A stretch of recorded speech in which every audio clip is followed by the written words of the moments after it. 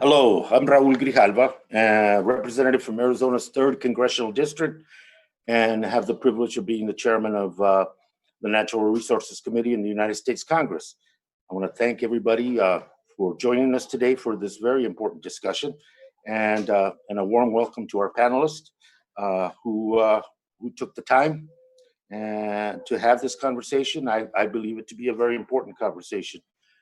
Because today we're going to talk about the ways that local leaders and activists are stepping up to help their communities and their environments stay healthy, both during the pandemic and beyond. Uh, Let me give you a little background as to why this important discussion today. Last week, the Committee on Natural Resources held a virtual forum similar to this one. During that forum, our panelists talked about the things that the Trump administration is doing to help the fossil fuel industry and polluters in general during this ongoing pandemic. Of course, there was no surprise that the Trump administration is helping the fossil fuel industry. That's nothing new, but it does seem to many of us to be especially shameless right now. We're in the middle of perhaps historically one of the biggest economic and health crisis that this country has faced. Our federal government right now, during this time, should be focusing all its resources on keeping us safe and keeping us healthy. Uh, Instead, the administration has been busy trying to make it easier for the fossil fuel companies to get away with polluting our air and our water. Under the cover of the necessary attention that everyone is paying to the pandemic, they've been rolling back our environmental enforcement standards at EPA, selling off oil and gas leases dirt cheap at the Department of Interior, and even making plans to boost uranium mining, a process that releases all kinds of toxic chemicals into surrounding areas. The example being Navajo Nation. One of the sites that they covet for uranium mining is the Grand Canyon, that national park. And as such, it's been almost 50 years. The contamination to human life, life in general, air, water, to the Navajo Nation, and they're going through possibly, if not, the worst right now with this pandemic, the worst in the country, disproportionately compared to anyone else. And now the irony and the shame of it is that you are planning to reintroduce something that poisoned that nation 30, 40, 50 years ago, and we're still paying for the cleanup, and we're still trying to clean up the mess that was left by uranium mining. That's the irony. And some residents are paying much more. I mentioned Navajo, but those that live close to power plants, oil processing facilities, or other polluting hubs, they're breathing toxic chemicals. Their water is being contaminated, and their children are being put in harm's way. And to make matters worse and more difficult, many of these communities are the ones that are being hit the hardest by the coronavirus right now. The pre-existing conditions that have existed in these neighborhoods. People want to focus on the issue of health, okay, but the pre-existing conditions of poverty, lack of opportunity, racism, discrimination, those pre-existing conditions and the lack of immediate, concentrated, and targeted support during this pandemic has made the situation worse in those communities. When you hear all this, it makes you feel like the fossil fuel industry with their former employees and lobbyists running Interior and EPA, that they have it, and this administration support, that they can bend the rules, erase regulations, and make it easier for themselves to continue to make money. But I think, and that is disheartening. When one looks at the New York Times last Sunday and the analysis that was made of 98 environmental rules that are being revoked or rolled back in the attacks on NEPA and weakening the Endangered Species Act, those are all going on as we speak, and nothing has been abated or slowed down because of the pandemic. And so one gets disheartened when we look at that. But today's panelists are living proof that we are not powerless at all. And that's why I believe this conversation is very important. As community leaders, as advocates, and as activists, they have successfully fought to keep their communities and their environments safe from additional harm.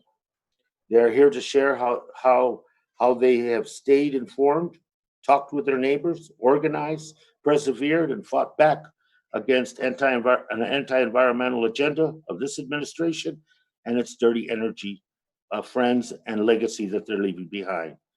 They see the possibilities for a healthy, clean, and sustainable future. They know it doesn't have to be one or the other. They're working with their building coalitions, working with community members and partners to build momentum for making that vision a reality.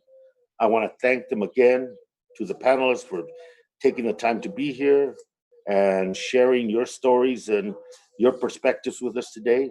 And I'm very much looking forward to our discussion. Let me begin by introducing the panelists, and I'll begin with Caroline Farrell. Miss Farrell is, first we have, she's from Kern County, California. Ms. Farrell is the executive director and attorney with the Center for Race, Poverty, and the Environment.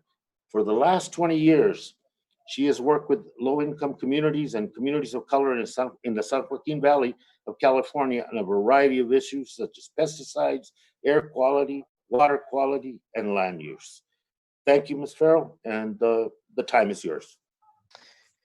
Thank you very much. Good morning, Chairman Grijalva.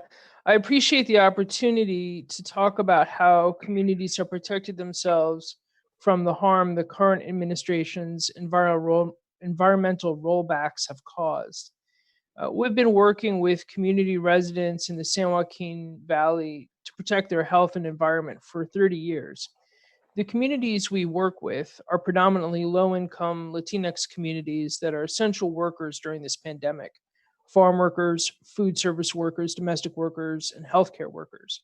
Before the pandemic, the communities we worked with faced environmental health threats from exposure to toxic chemicals like pesticides, some of the worst air in the nation, and lacked access to safe, clean, and affordable drinking water. In addition, the communities we work with are also on the front lines of dealing with climate change, from drought, heat waves, and floods. The rollbacks the Trump administration has proposed and enacted have not only threatened community health, but reinforced community commitment to moving protections forward. Our work has been most impacted by three types of Trump administration rollbacks. First is the administration's inclination to deny or reject science. In the case of chlorpyrifos, the Trump administration reversed the Obama administration's decision to deregister chlorpyrifos, in direct contradiction to the scientific review panel's recommendation, and claimed that there was insufficient evidence. This contradicted the lived experience of many of the residents we worked with. Residents in California worked together as part of Californians for Pesticide Reform and in partnership with the United Farm Workers, and pushed California to take action at the state level through community organizing, petitions, educating decision makers, and talking about communities' lived experience on social media and to the media. Last year, the Newsom administration took action to phase out the use of chlorpyrifos in California, with sales ending this past February and use projected to end at the end of this year. The second way our work has been impacted has been opening BLM land to oil and gas drilling leases. BLM land in Kern, Kings, and Fresno counties is impacted by the decision to open public lands to oil and gas leases. CRPE, along with the Central California Environmental Justice Network and Dr. Rosanna Esparza, have been documenting what lands in Kern County are impacted by this decision through GIS mapping and photographing surrounding areas, neighborhoods, with the goal of creating an online resource. We often imagine BLM land as being remote, but we are seeing that the BLM land that is open for oil and gas leases are within neighborhoods and existing communities. Residents are concerned about mitigation measures to ensure that extraction does not exacerbate existing air and water quality concerns. Residents are engaged in the state of California's rulemaking regarding health and safety protections for oil and gas extraction activities by attending workshops, submitting comments, and testifying at hearings, both in person and remote. We hope the lessons learned from these proceedings can inform future federal permitting proceedings. Finally, the Trump administration's actions around drinking water. The Trump administration had claimed that drinking water was not regulated by the Clean Water Act. The Supreme Court recently ruled that was not the case. Protecting drinking water or groundwater is vitally important in the San Joaquin Valley. We are dependent on groundwater for drinking water. Currently, many communities cannot drink their water because of nitrate, pesticide, and other forms of industrial or agricultural contamination. We often talk about regulation in terms of economic cost to business being regulated, but fail to account for the economic cost of pollution, which falls on the public, often small communities that cannot afford to clean up the pollution. During this pandemic, as people are sheltering in place, residents cannot drink water from their tap. Small neighborhood stores which serve these communities run out of bottled water, and the supply chain is such that deliveries are not scheduled to meet demand.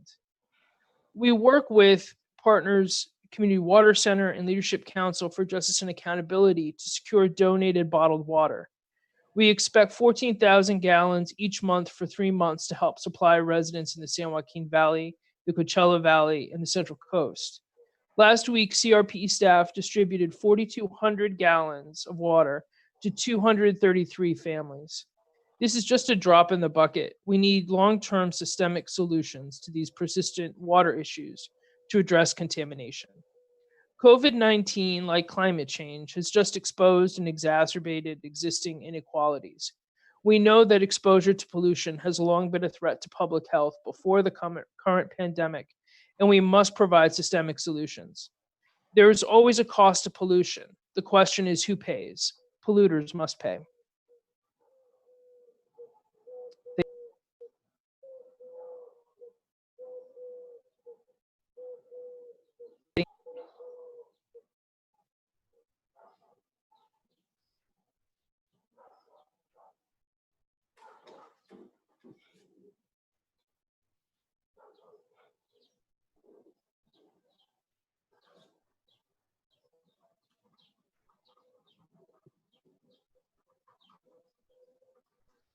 We'd now like to welcome Sharon Levine from Rise St. James.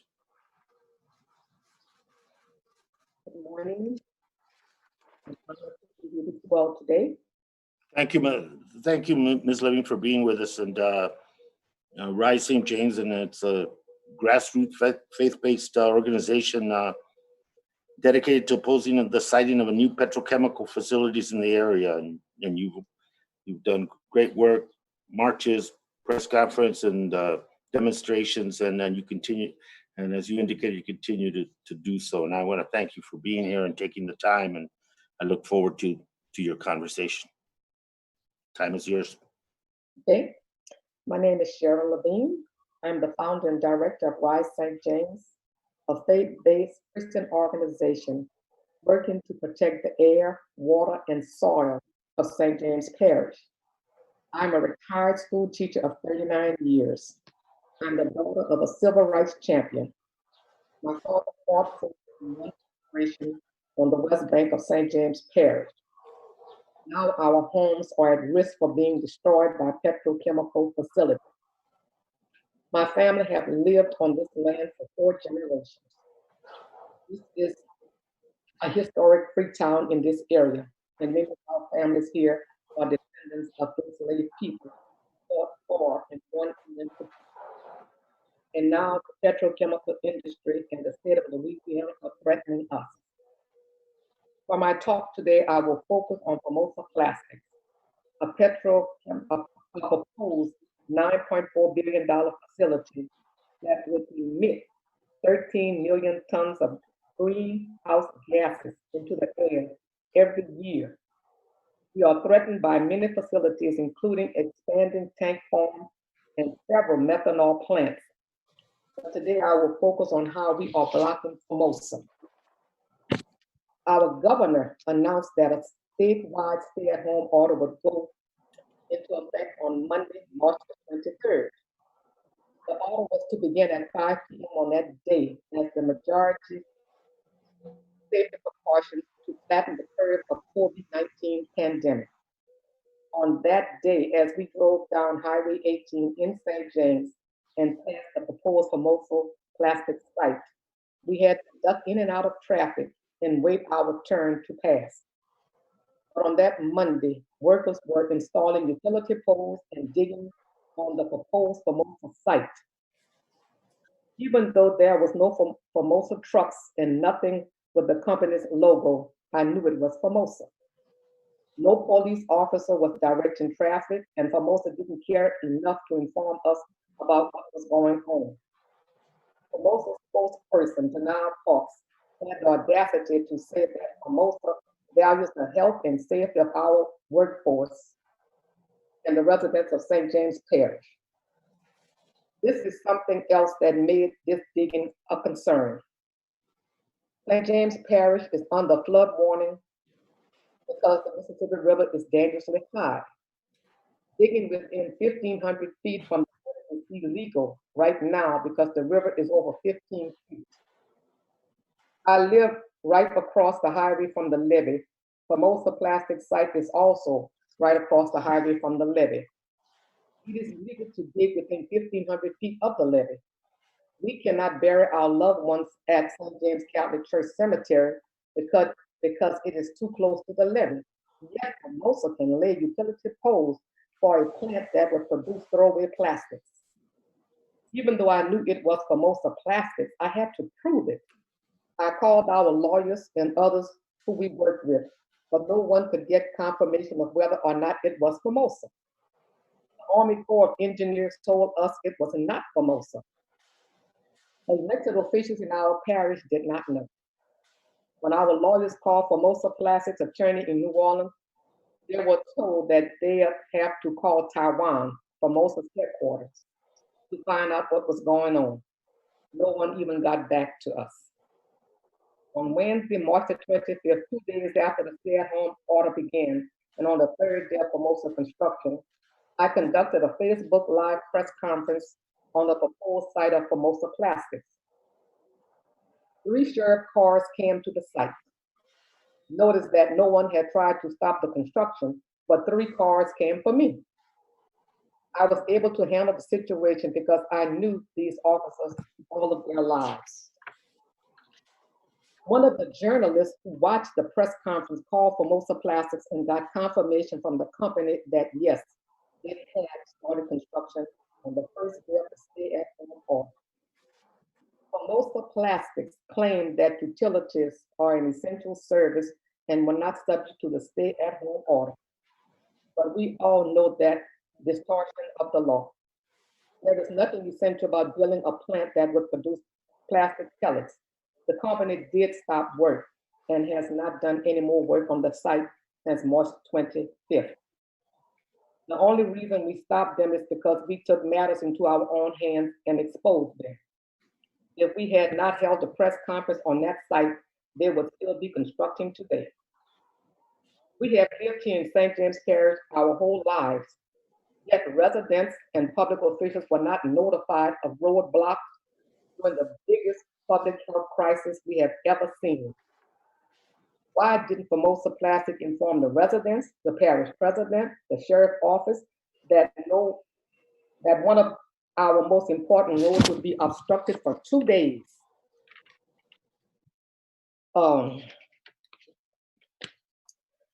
We as a community want answers as to why there is a total disrespect for human life, past and present.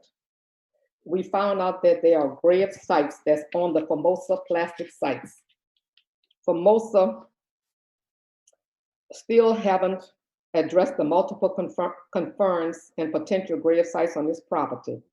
Our team has discovered that the graves of our ancestors are on that site, yet Formosa email only reference to them as that they can get the permits to move them very quickly and easily.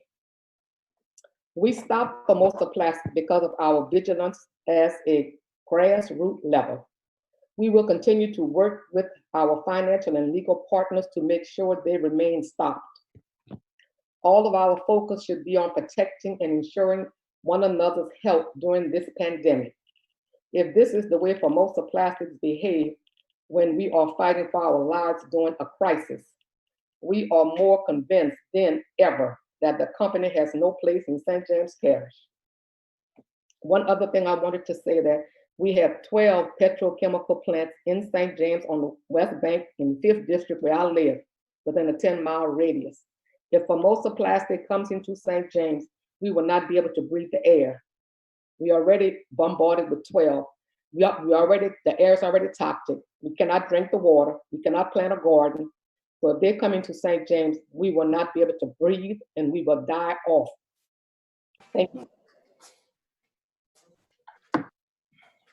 Thank you very much, and I appreciate it. I appreciate your comments very much, Ms. Levine.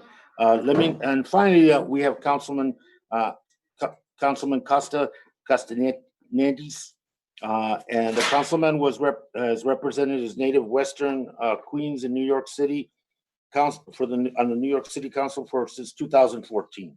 For the last 5 years, he has chaired the Committee on Environmental Protection. He passed nearly 36 bills focused on resiliency, sustainability, and fighting climate change. The councilman was the architect of the Climate Mobilization Act, considered the Green New Deal for New York City, which was the largest carbon emissions reduction ever mandated by any city anywhere. Councilman, thank you very much for joining us and for taking the time, and the time is yours. Thank you, and good afternoon. Before I begin, I want to thank Chair Grijalva, thank you, and all the members of the committee for hosting us today. My name is Costa Constantinides. I'm chair of the New York City Council's Committee on Environmental Protection, and I've been chair of the committee for nearly 5 years now. And in that time, as you talked about, we've worked to cut red tape for green projects. We've worked to clean our waterways and remediate lead contamination in our parks throughout the city of New York. In the aftermath of the 2016 election, we recognized that the future of environmental policy was in jeopardy. And we redoubled our efforts to protect New Yorkers from polluted air and water, as well as fighting the impacts of climate change. The poor, and I use that's the nicest word I can use for this administration, the Trump administration, their poor actions on climate, their lack of recognition of climate change as being real, has left cities to lead. We have to be the ones to take the lead, where the federal government has now abdicated that responsibility and has turned the EPA into the Elegant Pen Association, where they give each other silver pens to celebrate their slicing and strong environmental legislation. I'm proud to say in the last 2 years, we've tried to be the most productive committee possible. I want to thank my speaker, Corey Johnson, for his strong and steady work as a partner and an environmental leader in New York City. New York City's COVID-19 crisis is also in large measure a case of environmental injustice. We are the epicenter of the epicenter here in Queens. If you look at a map at the hardest hit neighborhoods by zip code, it virtually mirrors key factors determining whether a neighborhood suffers from environmental injustice. Corona, Queens, the hardest hit neighborhood in the city, is hemmed in by highways and sits in the shadow of LaGuardia Airport. Southeast Queens, home to some of the largest middle-class African-American communities in the United States, has had to deal with waste transfer stations, inadequate wastewater infrastructure, and traffic to and from JFK Airport. The Trump administration's lack enforcement of clean air laws and gutting of the CAFE vehicle standards will only heighten these neighborhood vulnerabilities to future pandemics. That's why New York City has had to step up for environmental justice. Since the inauguration of this administration, we've worked hard to pass landmark environmental justice legislation in 2017, and the Climate Mobilization Act, as the chair referenced, in 2019.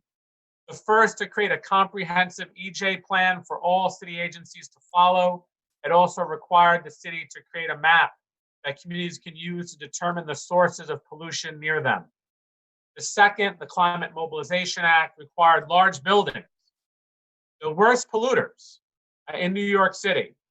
These buildings that we regulated, even though there were only 50,000 of them, accounted for 30% of our overall emissions.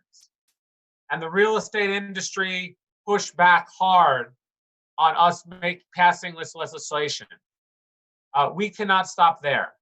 The next major piece of legislation we're looking for here in New York City is the Renewable Rikers Island Act, in which I am the sponsor. Under this act, Rikers Island will be permanently transformed from a jail to a hub for sustainability programs, such as publicly owned solar and battery storage, wastewater capacity, organics collection, anaerobic digestion, and other beneficial usage that the island could support. By doing this, we'll be able to create a model that a fully realized Green New Deal can follow, where large-scale green energy projects can provide good jobs and pathways for the middle class, for the most marginalized, and for Black and Brown communities who suffered disproportionately from Rikers Island. Be sure these efforts can only go so far without the support of the federal government that understands science and puts people before profits. We're all working with one hand tied behind our collective backs when the EPA muffles its scientists and where FERC throws up roadblocks to more widespread adoption of renewable electricity. And things cannot truly move forward until, frankly, unacceptable state of affairs begin to change. Until then, our cities, our states, and this great committee, which I thank you, Chair, for your great work, will continue to have to lead, because the federal administration, as you talked about earlier, would rather have giveaways to the fossil fuel industry than look to the future of solar and wind and renewable energy. Again, I want to thank you, Chair Grijalva, for having me here today, and I'm happy to answer any questions that you have. Thank you, Councilman. It's a privilege to have you with us. Let me just ask some questions to get the conversation started, and let me begin with Ms. Farrell. You mentioned that this administration, in your opening comments, you mentioned this administration has not been listening to science, fact, data, empirical information when it comes to their decision making, especially around pesticide regulation. And can you give us a little more detail about, who gets hurt when we ignore science, who wins, and how can we keep our lawmakers, even at the state and local level, accountable for using science when it comes to decisions, this kind of a decision making? If you wouldn't, in that general question, you can tie it together. Sure. Thank you very much. Thank you, Council. I would say, well, in our experience, the people who get hurt are the people who are living near the fields where pesticides are being sprayed, which are predominantly Latino, low-income farm workers in the San Joaquin Valley. And the lack of relying on the science and the data that confirms their lived experience, is damaging. And the people who benefit are the chemical companies, the producers of the chemicals that are being used.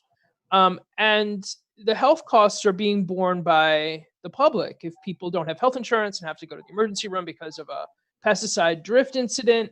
But it's not only pesticide drift, this sort of extreme acute exposure, but also chronic exposure over a lifetime. There are numerous studies that demonstrate that exposure to pesticides or organophosphates have long-term impacts from like low birth weight, autism, developmental disabilities, as well as chronic lung problems that make you more susceptible to things like what we're going through with COVID-19. So there are long-term repercussions to this. And the people who pay are the people who live on the ground, and the people who benefit are the chemical companies who sell the products.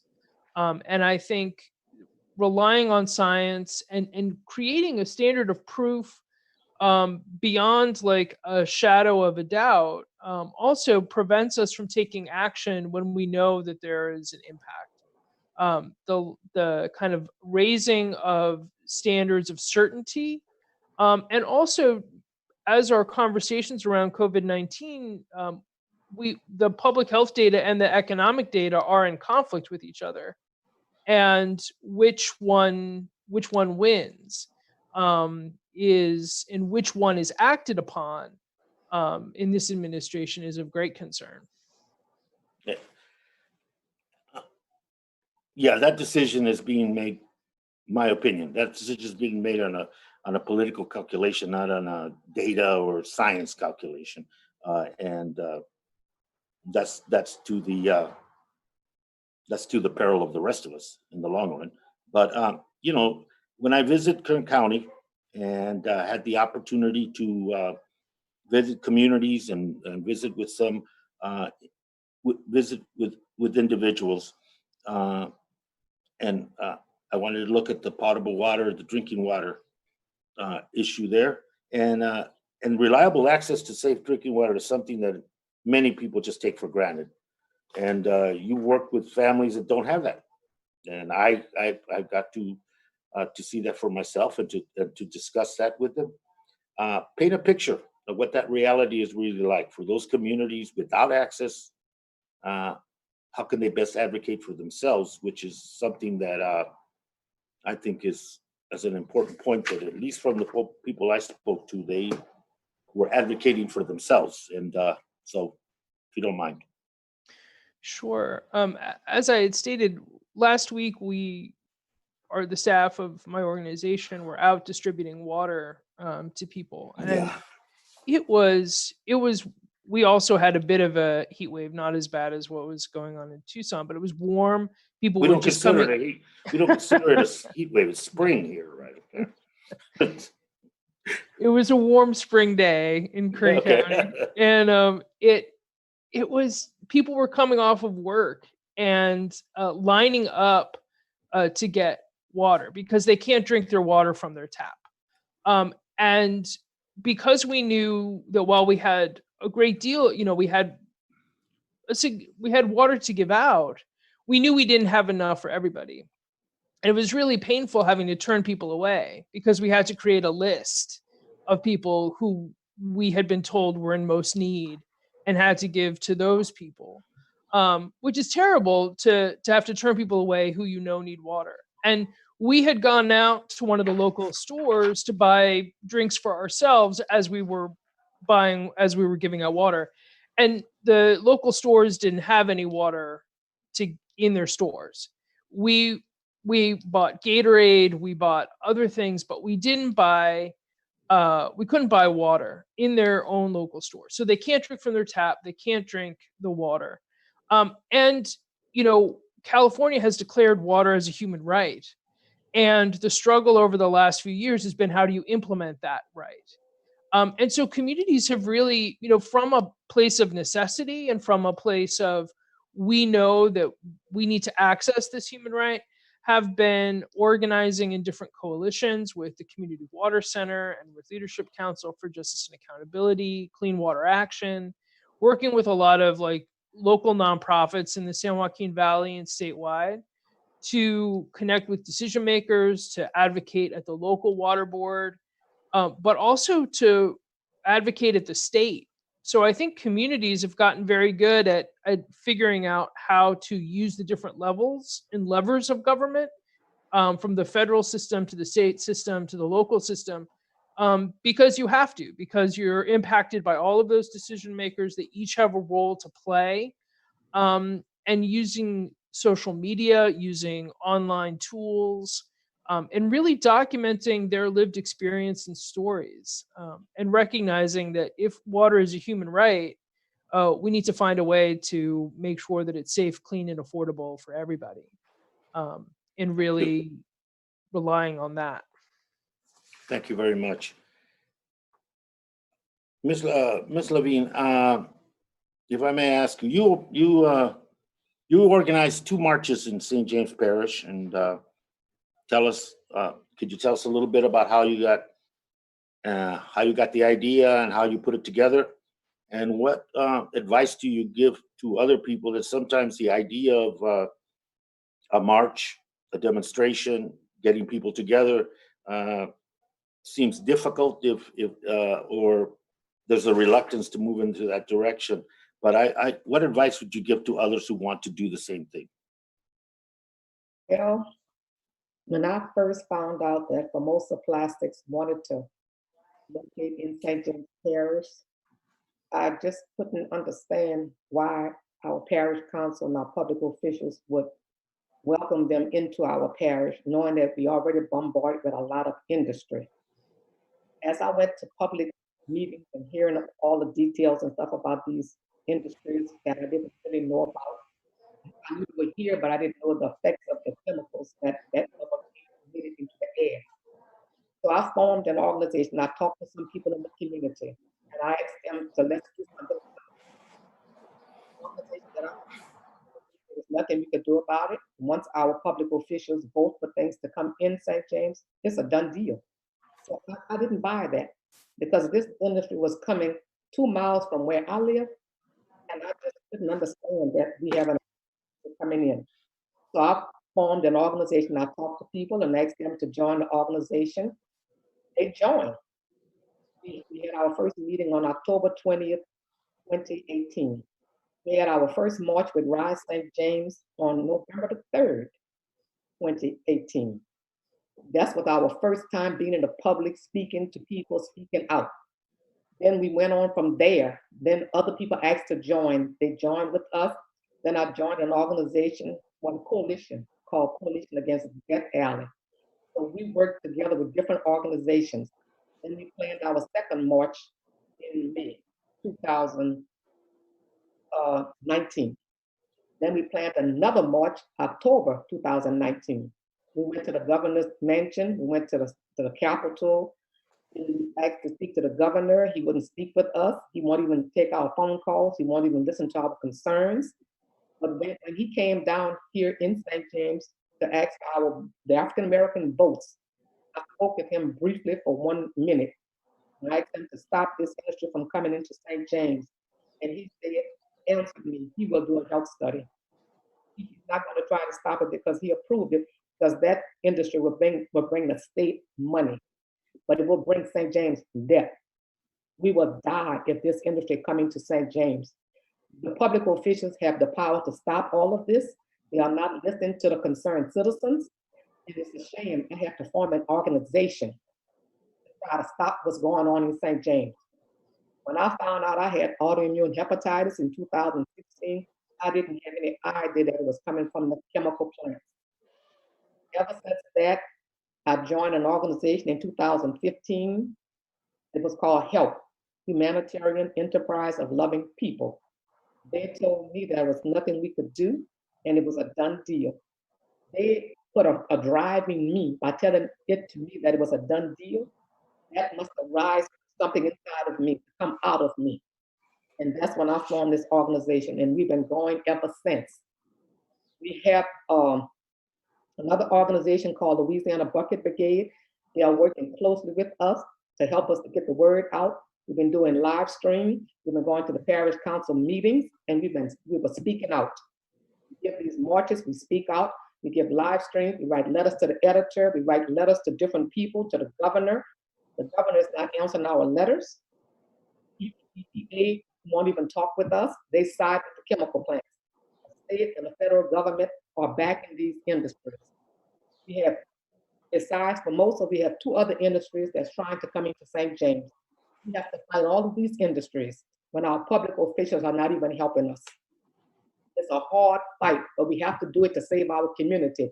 If this plant come in here and the other 2 that comes in here, we will not be able to live. And we can't. Thank you. You asked for a moratorium on those petrochemical facilities for the state. What was the state's response and their leadership? They haven't responded. At all. Our parish officials either. Let me ask you something, Ms. Levy. You know, you're as you stated in your opening comments, you know, you're your family has been in St. James Parish for many generations. And I imagine your family has seen it all and seen the change that's happened over the years. And the change that's happened in your lifetime.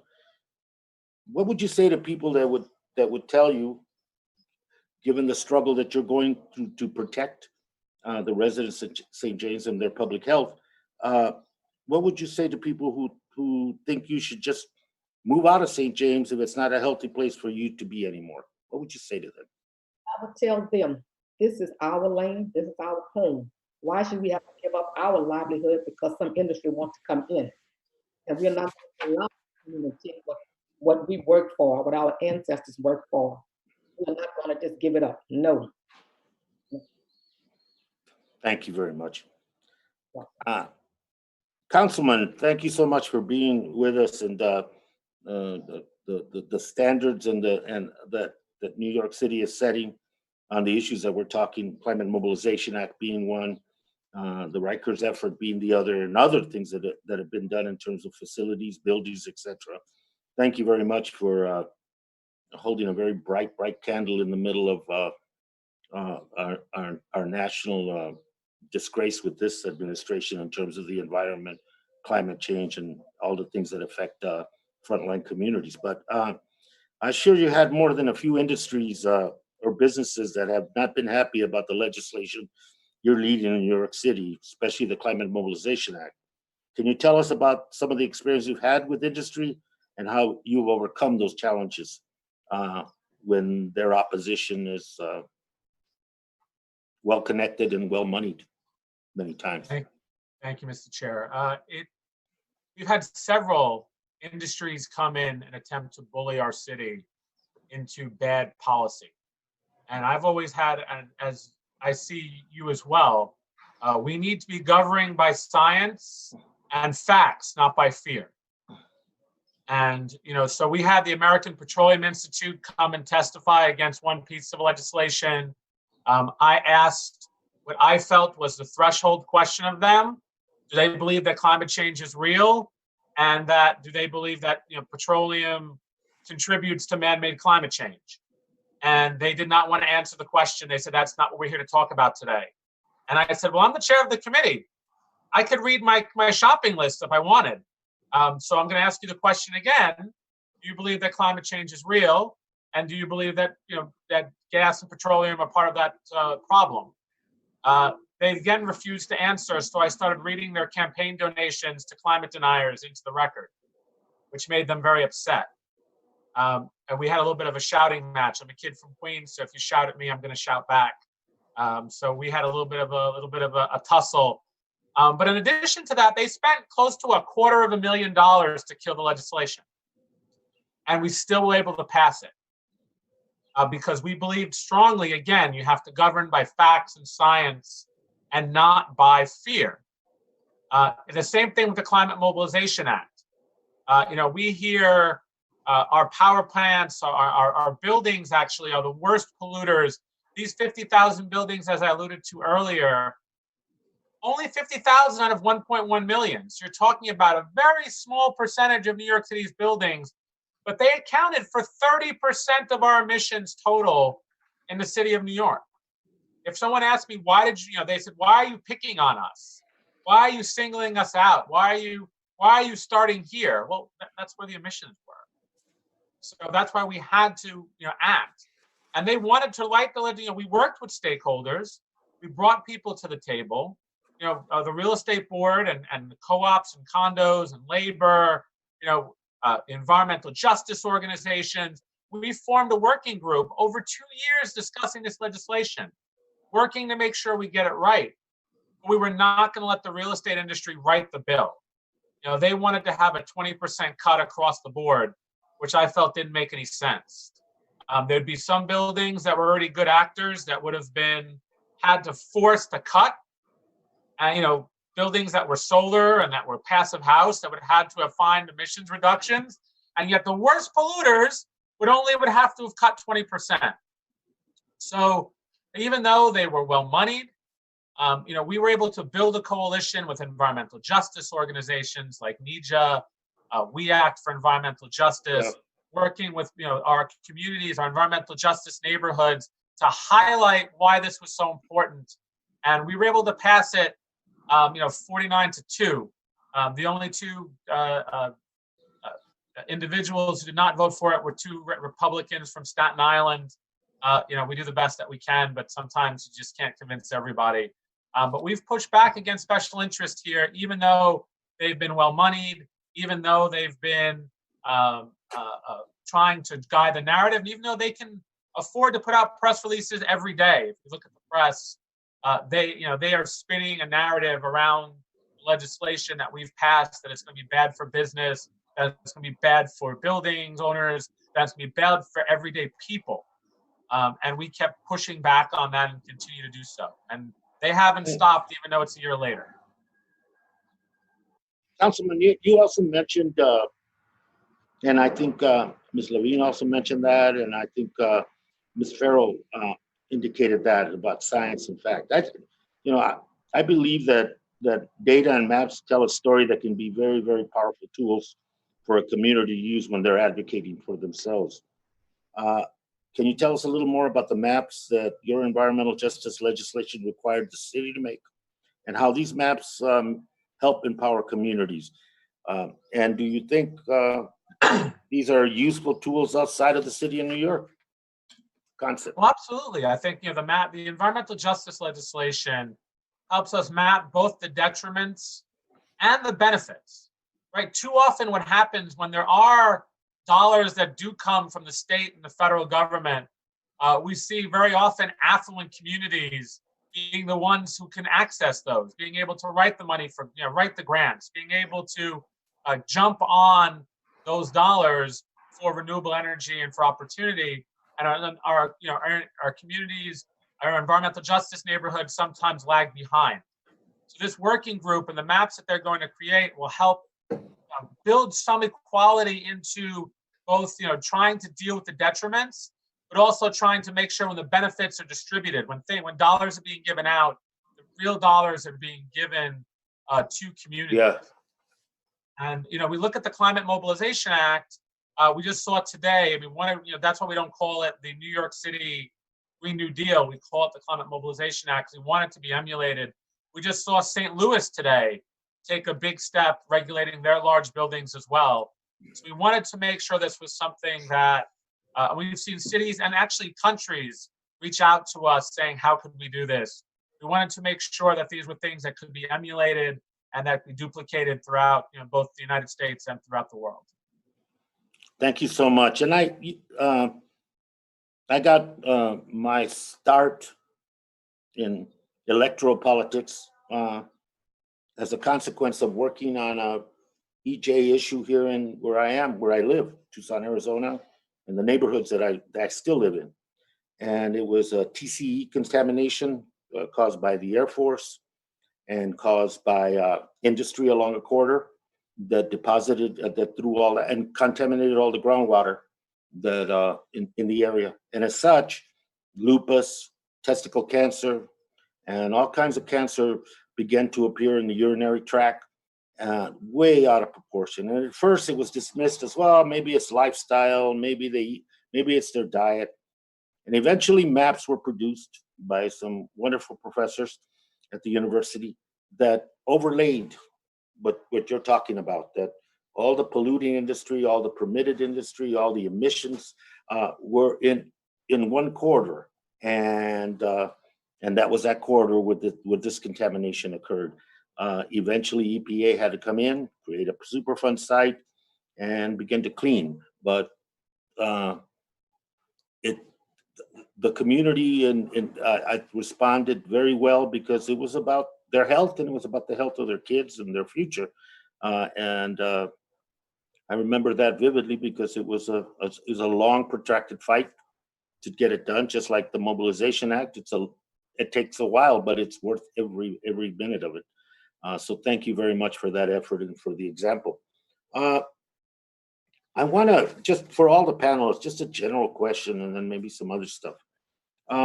I think there's a lot of people out there who want to be able to do something to stand up for their own communities that are confronting some of the issues that we've talked about here today, but who don't know where, how to start, what to do, and what would be the first piece of advice based on your experience and based on what you've been through?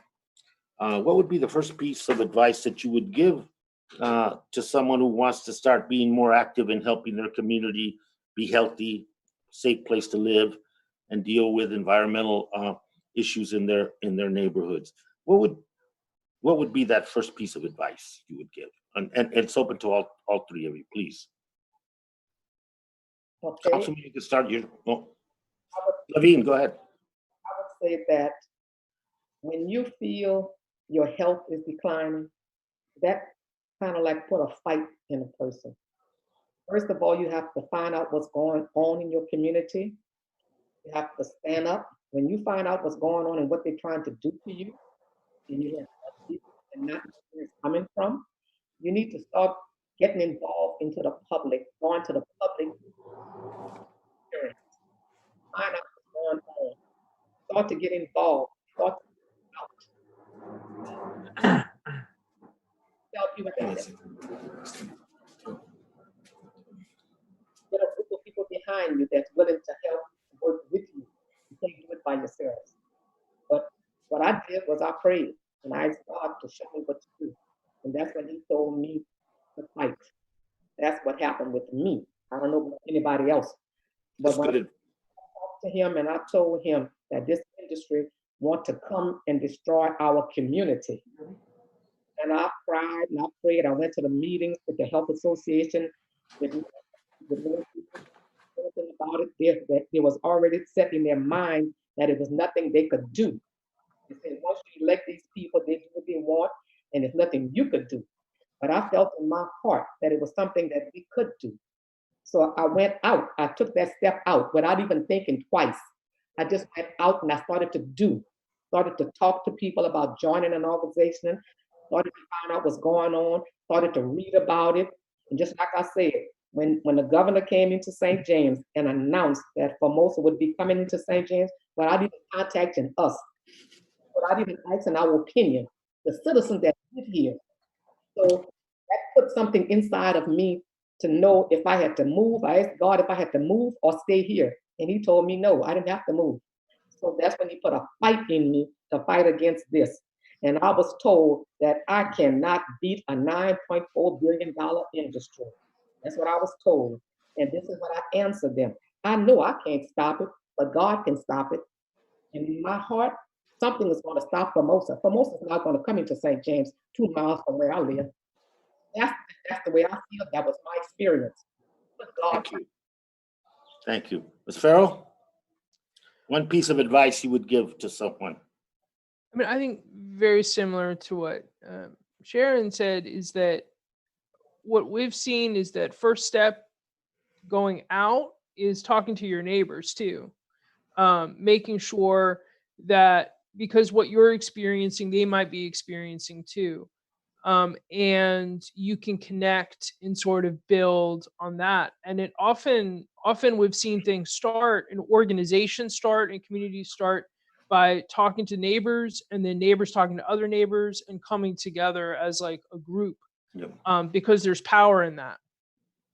Thank you. Councilman? First, Mr. Chair, I just want to say, my start in these environmental issues, my son is 10 years old now, but he was born with asthma. And the asthma rates here in our community, in my council district, in zip codes 111, 1102, 1106, which also house the Queensbridge houses, the Ravenswood houses, and the Astoria houses in these zip codes, have higher than the borough average asthma rates. They go to the ER for asthma more than everyone else. They go to the hospital more for hospitalizations more than anyone else. And part of that is because we have the Ravenswood power generating plant. We provide 55% of the city's power here in Western Queens. So those power plants, even though they may not be large sources of pollution, are stationary sources of pollution. And we see the asthma rates here in our neighborhoods have skyrocketed, especially in public housing, And the residents there are having to make hard choices about, can I afford my child's asthma medication, or do I pay other household expenses? Those are the things that drive us every single day here in Western Queens, and that's what inspired me to really sort of do more of this work. Advice that I would give: get registered to vote and get active. This election this year, if you know someone in another state, if you're not in New York State, New York State, and you need to get active and get on that phone and call people that you know in other places, because we cannot afford another 4 years of a president saying that wind energy gives you cancer. We cannot afford another 4 years of giveaways to the fossil fuel industry, and we're seeing that here in Western Queens, where there's activism around the Climate Mobilization Act, around environmental issues, the Sunrise Movement.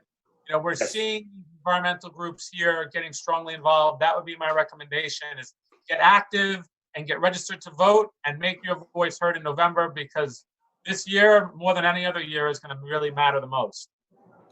Thank you very much. Adam, how much time do we have, if you're on the line? We have 10 minutes left. Okay. I wanted to kind of look at what we're dealing with here right now with the pandemic and the response of this administration, which has been dysfunctional from the get-go. But we're also seeing some of the communities that we're talking about, and all of you mentioned it, are also some of the ones being the hardest hit. I'm sitting in where I lived my whole life in these neighborhoods, and I'm sitting in the zip code with the highest number of incidents on the limited tests that have occurred of infection from the virus, and also the highest number of fatalities in the state of Arizona. And this is a working class, predominantly Latina community that is good and it's historic. It's been here forever. But I mention that because we're now looking at this country in a different way. And I think what people want to know is that things can change, and that we've seen 3.5 years, and I really believe that this administration is trying to get as much of their dirty work done around the issue of fossil fuels and the issue of deregulation done before the door closes behind them. And so I think the councilman's words are to be taken very, very seriously. This is a consequential, historic kind of election that's coming upon us. I want to ask each one of you to take the time and talk a little bit about why you're hopeful and why you believe that we're going to get to a future where it's economically and environmentally sustainable for all of us, and while keeping our more vulnerable communities that I talked about protected from further harm. Why are you hopeful that is going to happen? Because I think people want to know, not just talk about the issues as we see them and the bad things that are going on, but also in these times to talk a little bit about what the hopeful signs are. And all of you have given all of us that are here, are listening to this and watching this, hope. And I want you to talk a little bit about hope and how you continue to be hopeful for the future. We'll begin with you, Ms. Farrell. Well, I'm hopeful because I see that, notwithstanding everything that's been happening and all the rollbacks and all of the frustrations and all of the fear, I mean, working in the San Joaquin Valley with predominantly Latino farm worker communities, I mean, there's a layer of fear underneath all of this as well. Yes. But it's still happening. People are still coming together. They're still pushing back. We're still making gains. And I think the biggest sign of hope that I've had over the last few years is seeing the number of youth groups being formed in the San Joaquin Valley. Like, we have a youth group, Loud for Tomorrow, that has actually, when we were not sheltering in place, but was actually using our office as like a meeting space, and to see all of this incredible energy and incredible, I mean, passion and just deep wisdom, and what they want for their future, I'm like, sign me up. Like, I want to help them get where they want to go, because I want to go where they want to go. And seeing that in the face of all of the obstacles that they're facing, has been deeply inspiring Thank to you. me and gives me hope for the future. I agree. Thank you. Ms. Levine, What keeps you hopeful? gives me hope is that St. James is a small community, and people in the community don't know the effects of the chemicals that are being emitted into the air. Why St. James are educating people, we send out flyers, we talk to the community, they're telling us that they didn't know. Now that they know, they are hopeful that they have someone behind them that can bring the information to them. We're trying to educate the people. They want to stay in St. James, and they're asking us to fight for them. So we hoping that no more industry comes into St. James, no more expansion. The ones that are critical to our air, water, and soil, we're asking them to be shut down. And we are hopeful that enough people would back up Rise St. James from all over, doing Cancer Alley, from New Orleans to Baton Rouge. We have people on our side, we have different organizations, we have attorneys that's helping us. So we are hopeful that the emissions would come to a halt or to a safe level, and it's not to shut them down. We as a people can stop this. It's not just listen to what the governor says and he has all the power. The people have the power too, to speak up. So now we are speaking up. We're fighting for our community. We're trying to get the pastors on board, the deacons, the parish council, everyone on board to help with this fight. So we want to keep our community, and we want to live safe. And Thank you. our future would be to rebuild St. James Parish. Thank you very much. If you could kind of close for us, Councilman, on the rather expansive idea of hope. Despite the pandemic, and we've, here in Queens, we have 190 languages and one of the most diverse communities in the entire world. And we've seen the pandemic ravage our borough. You've seen the images of Elmhurst Hospital. But to paraphrase FDR, it was nothing to fear but fear itself. This has to be our moment to continue to push forward. We cannot allow budget cuts. We cannot say that we can't afford not to do this work. And the energy that Ms. Farrell talked about from youth organizations in my district is represented by AOC, and we've seen electoral change here in our city. The hope that I have is that the youth recognizes that climate change is the challenge of our generation. And whether it's renewable Rikers, whether it's the fight for a renewable future here for the entire United States, we're seeing activism that's not being tempered, that we know that the same communities that are being impacted by COVID-19 are the same communities that are impacted by storms, the same in neighborhoods that are impacted by pollution, the same neighborhoods that are environmental justice neighborhoods. If we shirk from this moment, we will regret it for the next 50 to 100 years. So my hope is that we are going to continue, we know that this is the truth. We believe in science, most of us anyway.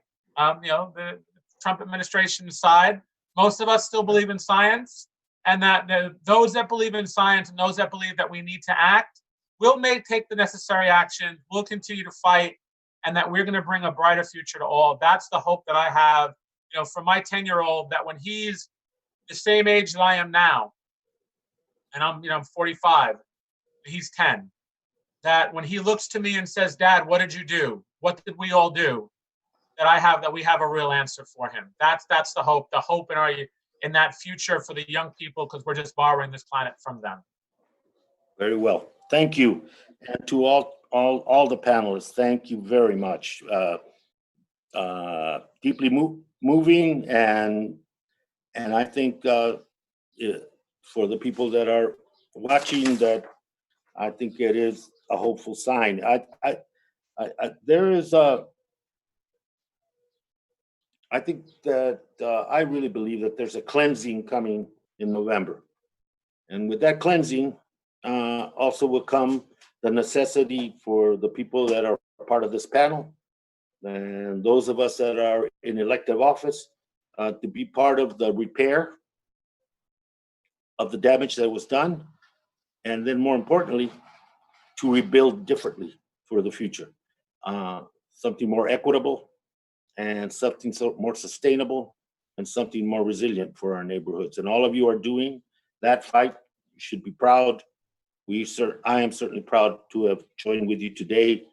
Be safe, and we'll see each other soon. Thank you very much, all of you. Appreciate it. Thank you.